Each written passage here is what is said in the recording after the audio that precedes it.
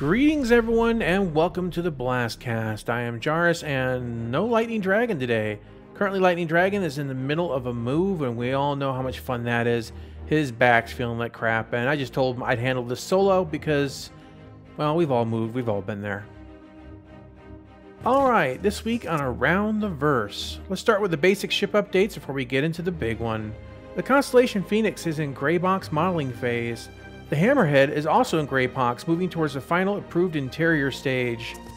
The Hurricane and the Avenger rework have made it to the final modeling and surface tweak stage. The Banu Merchantman has had a complete design review, is on the second round of interior concept designs.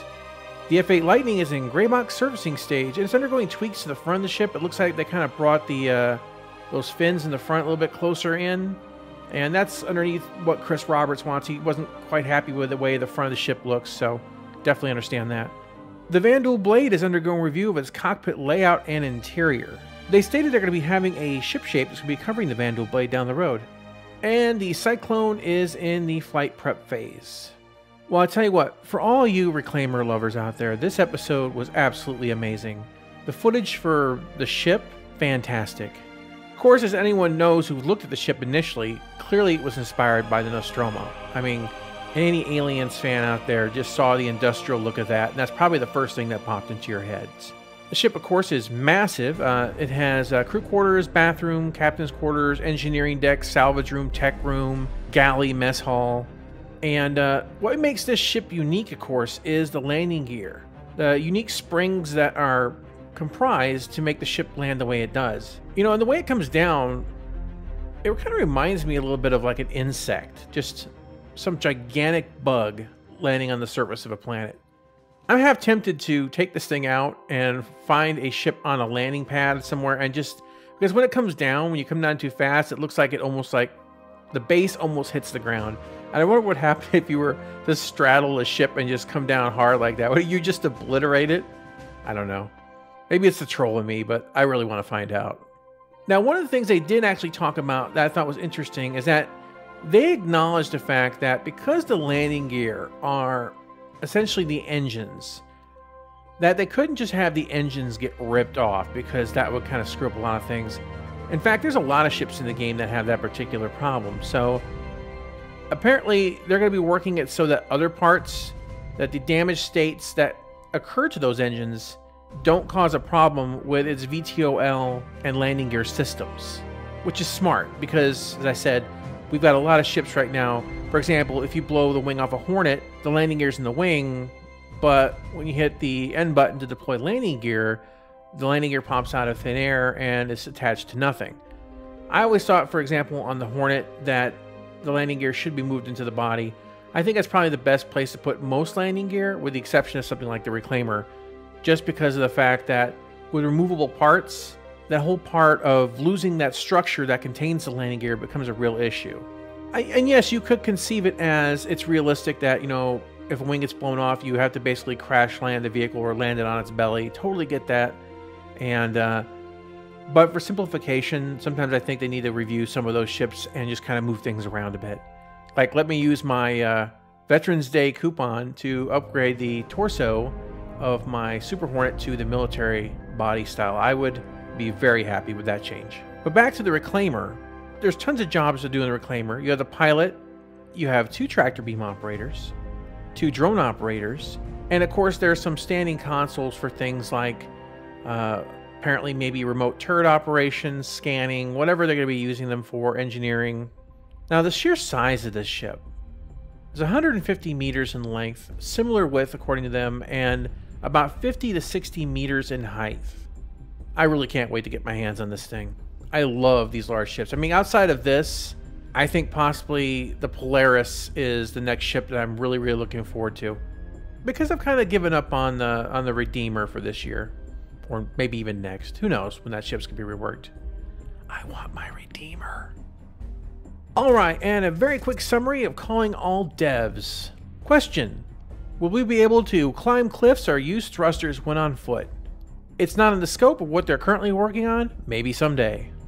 Question: cargo purchasing mechanics feel a lot like gambling. Are they going to incorporate something, possibly a mobiGlas, that'll help us make more informed purchases? Yes, they want to incorporate something along the lines of a star map integration that will show commodity prices on a planet. That would be awesome. Will we have the option to switch radar display types to a 2D or 3D radar depending upon what you would like? No, but eventually they will use the render to texture to show the 3D radar on a flat MFD. Well, my question is then, if you can display a 3D radar on a flat MFD, why not let us just have a 2D radar on that same MFD? I have put several videos up on this channel about Evokron, and both the 3D and the 2D radar are on the MFD. It works just fine. Now, I also remember a while ago them saying that down the road they wanted to give us the ability to customize our MFD layouts to a certain extent, different manufacturers or whatnot.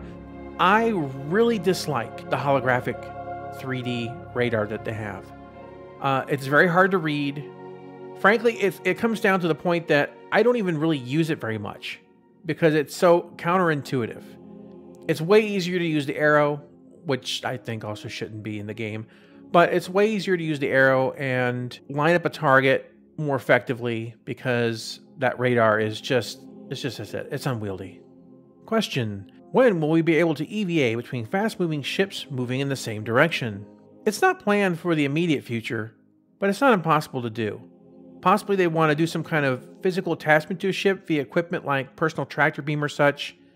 I can see that being an initial solution. That's not a bad one.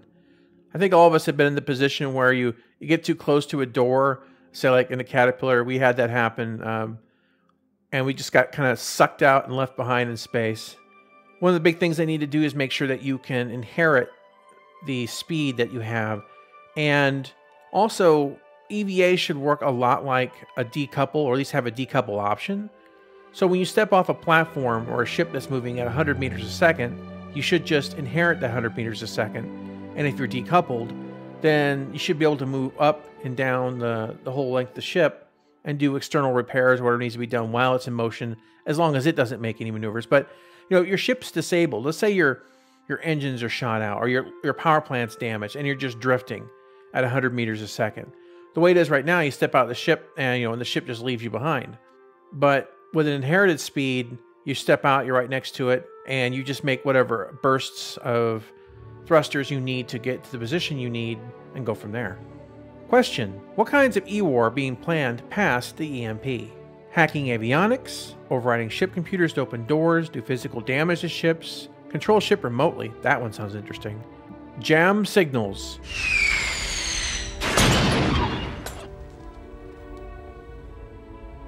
Raspberry. There's only one man who would dare give me the raspberry. John C. Hacking data. This is why the Herald's important, because it actually physically carries the data and keeps it away so it can't be interacted with. So people can't just hack in and steal it. You have to actually physically remove those drives. And of course, all of this stuff can be countered if you have the skill to do it. Of course, that probably means you need to have a crewmate actively countering it and one with a bit of competence, or at least a highly skilled NPC. Alright, and this week on the playlist, I will be continuing my initial impressions video. I know I did the mechanics video last week. I wanted to kind of interrupt the initial to give you an idea of what you're looking at and to give a more in-depth description of the game's systems. But I'm going to continue basically where I left off. I just wanted to give you my general experience that I had for the first few hours of playing Infinity Battlescape. So that'll be up on Sunday, of course. And on Friday, on the Extra Cast, Lightning Dragon and I continue our game and discuss some of the changes to the game mechanics found in Stellaris with the Apocalypse expansion. Alright guys, well that's about everything for this week's BlastCast. As usual, leave your comments, suggestions, or whatever down below. And we will see you on the next one.